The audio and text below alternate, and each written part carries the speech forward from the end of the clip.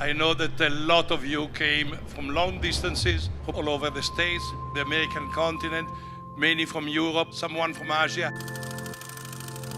Actually, there's one person who really deserves this celebration. It's my father, who really made this incredible company.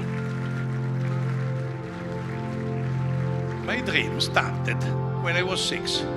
My family had a textile factory, started in 1903, and when I was 6, there was the ceremony of the 50 years anniversary of this factory.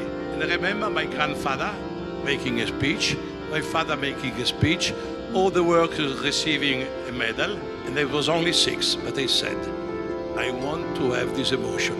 I want to have my company, and I want with this company to arrive to my 50 years anniversary, will be my birthday. And there started my dream. 50 years, the time of a life, the time of a dream.